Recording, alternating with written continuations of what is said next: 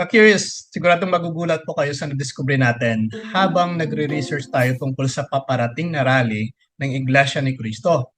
At talaga ito po ay nakatakda na, January 13, 2025. Mark the date, mga kapatid. Ito ba ay pro-Sara Duterte rally o may mas malalim na layunin pa ito? Huwag po kayong bibitaw dahil pag-uusapan po natin ito ng detalyado at walang paligoy-ligoy. Ka-curious, bago pa tayo magpatuloy, linawin muna natin ang pangunahing detalye. Ang rally po na ito ay inaasahang gagawin sa iba't ibang parte ng Pilipinas.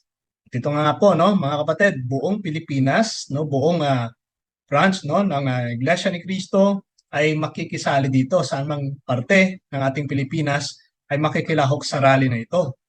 Kaya kung makikita po natin sa mga headline, lalo na po sa mga social media platforms, nakalagay doon na tila ang rally ay ipinoportray bilang isang pro-Sara Duterte event. Dahil kung makikita po natin sa mga headlines, sa mga nilalagay po nilang mga pictures, ay nakalagay doon na INC to hold rally to oppose impeach moves versus VP Sara Duterte.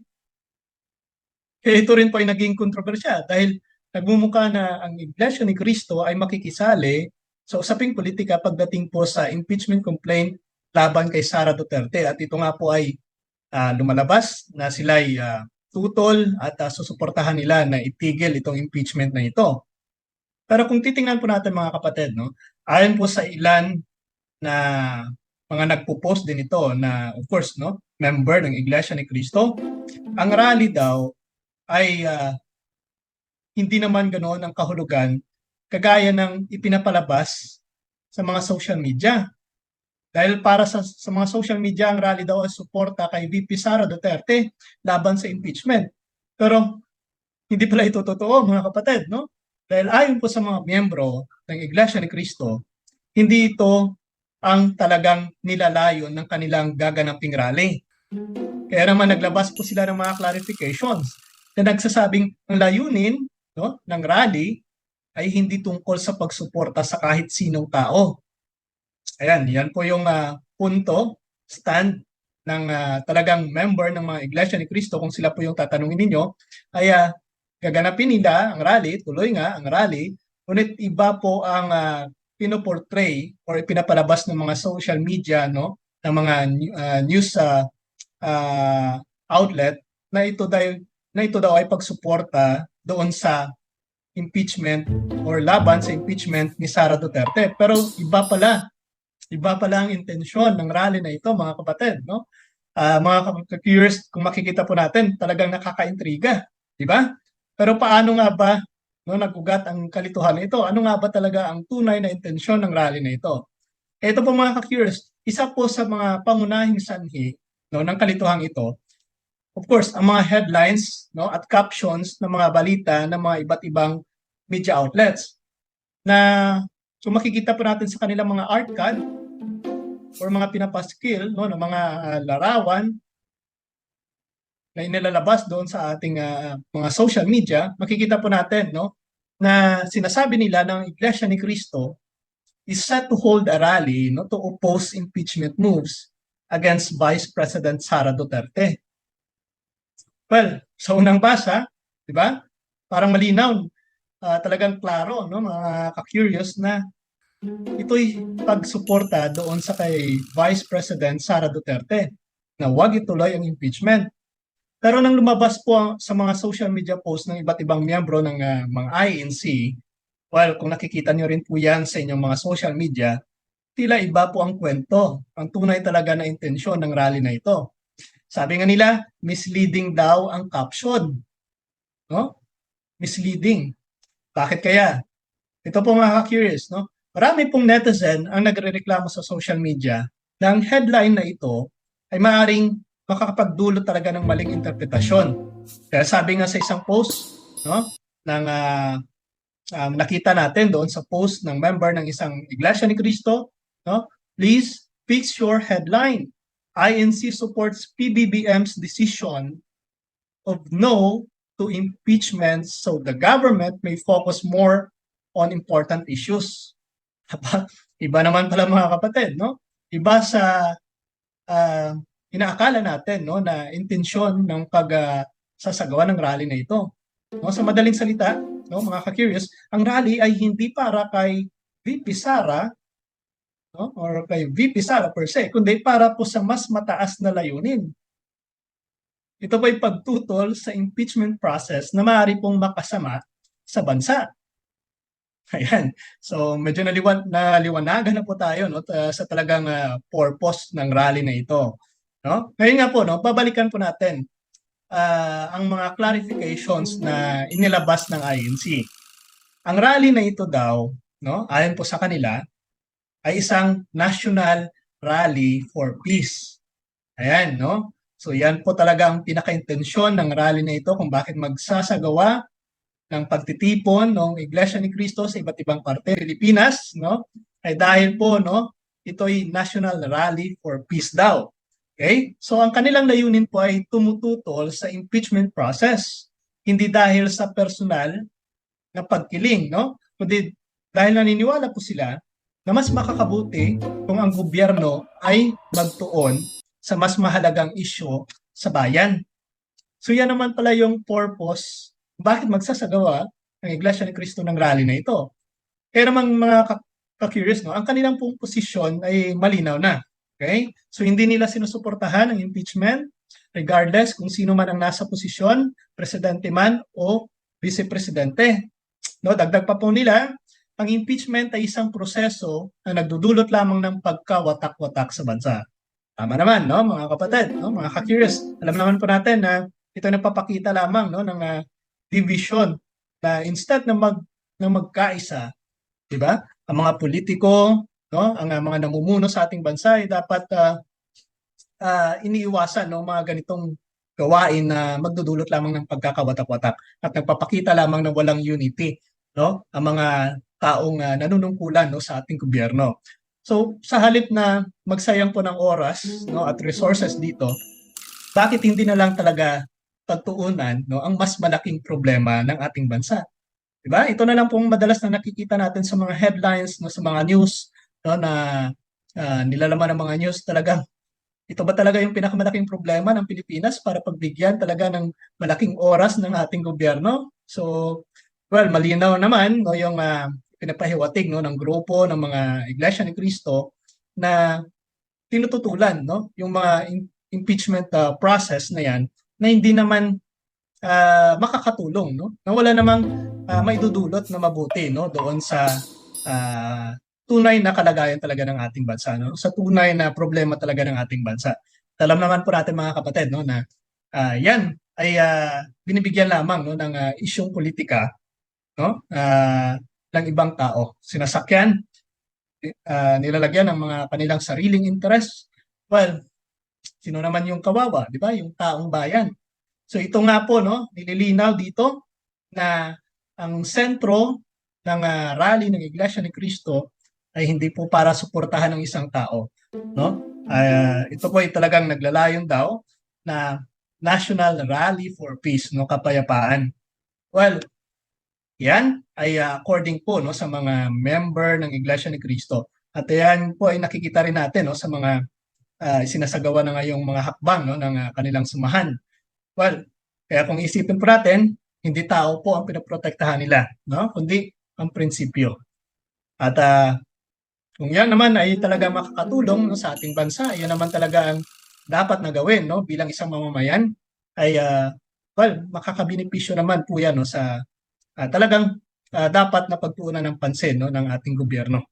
Okay? So, ito nga po mga ka-curious, no, alam niyo po bang isa pang kontrobersya din ang lumuluta ngayon, no, mula po sa mga kaganapan na ito.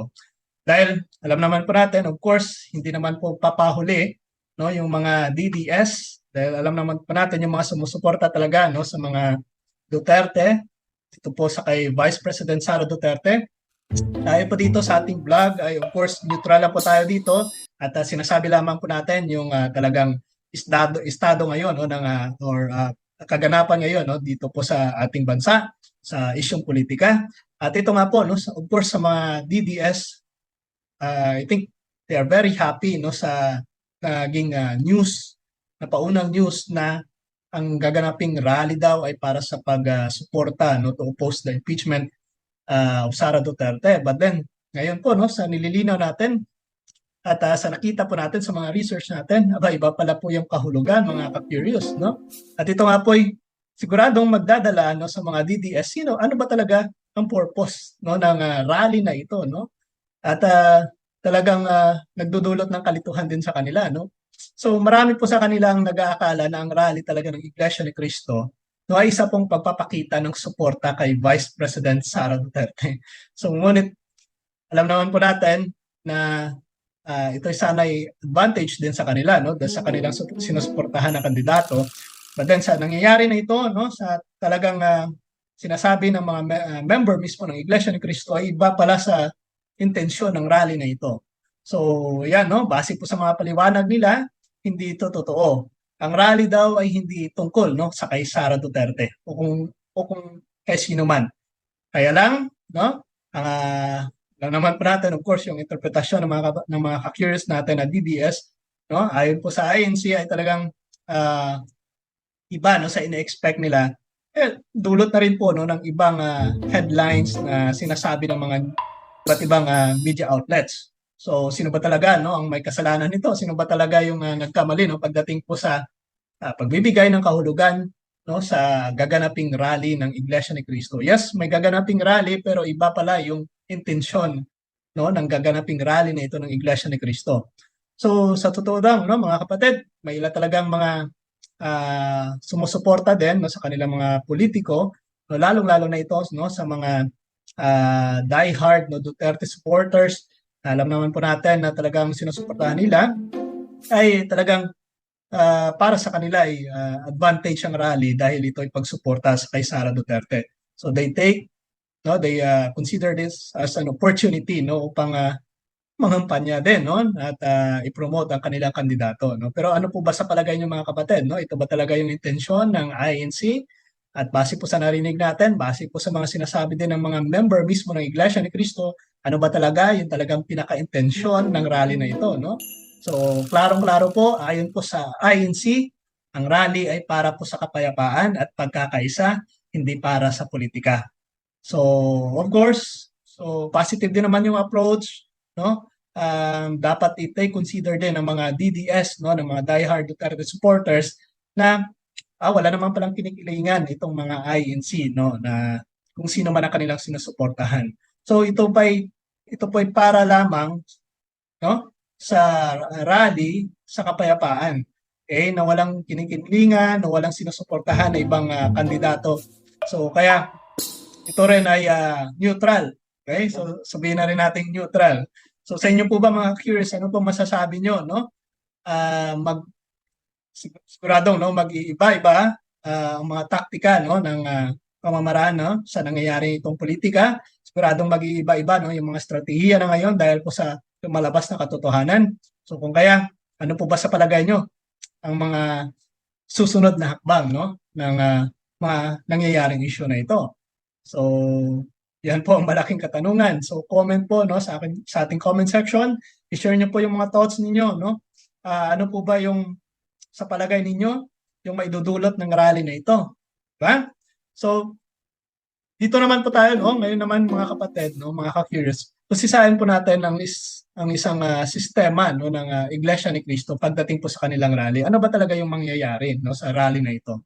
So isa po sa mga pinaka pansin-pansin natin dito ay ang kanila pong of course disiplina din no at organisasyon, di ba? Pag sinabi ng pamunuan ng Iglesia ni Cristo na magsasagawa ng rally ay talagang sumasali talaga yung mga member, no? So alam niyo naman po mga kapatid na hindi rin ito sa pilitan, but then again, dahil din po sa kanilang pagsuporta no sa kanilang mismong simbahan, no? Kinikilala ang kanilang estado bilang isang INC ay talagang di po sila nagkakawatak-watak kundi nagkakaisa. So ano po ba sa palagay nyo? Ito ba'y may malaking epekto no sa usaping politika sa ating bansa? No? Or ito ba'y may maganda may dudulot din sa ating bansa? So yan po mga kapatid, no? Kung kayo po mga ka-curious, kung ayaw nyo pong pumunta, well, wala din naman pong problema, no? But then again, makikita din naman natin kung ano yung kalagayan ng mangyayaring rally na ito. So, yan, ito po ay walang pilitan, no? Walang puwersahan daw sa kanilang simbahan. So makikita na lamang po natin yan sa January 13 kung ano ba talaga, kung gaano karami ang makikilahaw po dito, no? Of course, a million of members itong Iglesia ni Cristo. So kung lahat talagang dadalo, ay nako, makikita talaga natin ang napakalaking crowd, no? So we'll see kung ano pong magiging epekto ng kanilang gaganaping rally, no? Ito ba may positive effect, no, sa usaping politika sa ating bansa, no? Ito ba magdudulot lamang, no, ng panibago na namang issue? Well, hindi po natin alam, no? So i-comment niyo po sa ating comment section kung ano pong magiging pananaw niyo po dito, no? So sa kasaysayan po, alam naman po natin at kilala po natin kung ano po yung Iglesia ni Cristo, no? Well, may mga rally din sila na idinaos noon at of course na i-pursue din nila, no, ang kanilang intensyon sa kanilang rally. So kung kumpara po natin sa ibang rally, well, pagdating naman po sa mga isinasagawang rally ng Iglesia ni Cristo, ay alam naman po natin na may unity din sila at iniiwasan din nila, no, na magkagulo, no, pagdating po sa mga daan na yan. So we'll see kung gaano po kaorganisa itong kanilang gaganaping rally at kung wala namang maagabriado, no, doon sa daan, no, kung wala namang maapektuhan, well, sana nga, no, mga kapatid, mga ka-curious, yan po ay hindi lamang magdudulot ng panibagong issue, no? So tingnan po natin kung anong mangyayari na ito sa gaganaping rally ng mga Iglesia ni Cristo. So yan po ang tanong natin, no? Magiging epektibo kaya ang kanilang mensahe, no? At maiintindihan kaya ng mas maraming tao na ang rally ay hindi po tungkol sa isang tao kundi sa prinsipyo ng peace, no? Pagkakaisa at kapayapaan. Well, sana nga po, yan talaga yung pinaka-intensyon ng kanilang gaganaping rally. But then, kung pagbabatayan natin ang mga sinasabi mismo ng mga member ng Iglesia ni Cristo, ang pinupunto ay for peace, not to support one politician. Okay? Kung sino man yan. Well, sana nga, no? Ganyan po mangyayari. So yan po mga curious na malinaw na ang rally ng Iglesia ni Cristo ay hindi po isang pro-Sara Duterte event. No, ito po ay para sa kapayapaan at pagtutol sa impeachment process, no, bilang isang mas mataas na prinsipyo. Kaya naman, mahalaga maunawaan po na ang lahat, no, ng ang tunay na layunin talaga nito, no, ay hindi po sa isyong politika daw. Ito daw ay para sa kapayapaan, sa ikabubuti ng bansa. So ano pong inyong masasabi sa mga kapatid, no, sa balitang ito? Sang-ayon ba kayo sa posisyon ng INC na mas mahalaga ang pagkakaisa kaysa sa impeachment? May iba kayong opinion? So i-comment nyo po sa ating comment section. No? Gusto po nating marinig kung ano pong inyong mga reaksyon. Kaya naman mga ka-curious, maraming salamat po sa inyong pagsubaybay ngayong araw. Kung nasiyahan po kayo o may natutunan po kayo, huwag pong kalimutan na i-like ang ating video at mag-subscribe po sa ating channel. At i-click na rin po ang notification bell para lagi po kayong updated sa ating mga ginagawang bagong content. Kung kayo naman po ay nasa Facebook, huwag po kalimutan na i-follow ang ating page. Nasamahan niyo po kami sa ating layunin na maghatid po ng tamang balita at opinyon sa bawat Pilipino. Okay, so ito po ang Curious Balita na nagsasabing ingat po kayo. Ingat po tayong lahat. Magkita-kita po tayo sa susunod na episode. Maraming salamat po mga ka-curious. Hanggang sa muli.